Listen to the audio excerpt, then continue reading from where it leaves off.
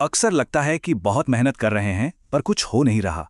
जानते हैं इसे कैसे बदला जा सकता है? ये बात तो सच है। जब कोई सपना टूटता है तो बहुत तकलीफ होती है। ये कहानी तो हम सब जानते हैं, है ना? करना कुछ और चाहते हैं पर हो कुछ और ही जाता है। और इसका नतीजा देर रात तक जागना, आंखें लाल और हाथ में सिर्फ थकान, कोई प्रोग्रेस नहीं। तो फिर जिंदगी में सबसे ज्यादा तकलीफ किस बात से होती है, कभी सोचा है? अक्सर लगता है कि ब्रेकअप या एग्जाम में फेल होना सबसे बड़ा दुख है, पर ऐसा है नहीं। सबसे दर्दनाक पल तो वो होता है जब अपनी वजह से माँ बाप की आंखों में आंसू दिख जाएं। जो गुजर गया वो तो गया, उसे बदल नहीं सकते, लेकिन आने वाला कल वो अभी भी अपने हाथ में है। तो क्या हो अगर सब कुछ बिल्कुल अभी इसी पल से फिर से शुरू किया जाए?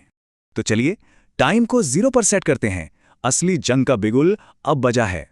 अतीत में क्या हुआ इससे कोई फर्क नहीं पड़ता। एक नई लड़ाई, एक नया मौका। अब ये जो बैकलॉग होता है ना, असल में ये आलस और खुद को धोखा देने का ही दूसरा नाम है। इसे एक 400 मीटर की रेस की तरह सोचिए। ये रेस पूरी तो करनी ही होगी, कोई और रास्ता नहीं है। अगर रेस में पीछे रह गए तो क्या? तो बस अब और तेज भागना होगा। कोई शॉर्टकट नहीं है, क्योंकि सीधी सी बात है, कड़ी मेहनत का कोई दूसरा विकल्प होता ही नहीं है। जब हाथ से रस्सी छूटती है ना, तो उसे दोबारा पकड़ा जाता है। हारना गिरना नहीं, गिरकर ना उठना है। हीरो कोई आसान हालातों में पैदा नहीं होता। हीरो तब बनता है जब वो मुश्किलों का सामना करके कुछ बड़ा कर दिखाता है।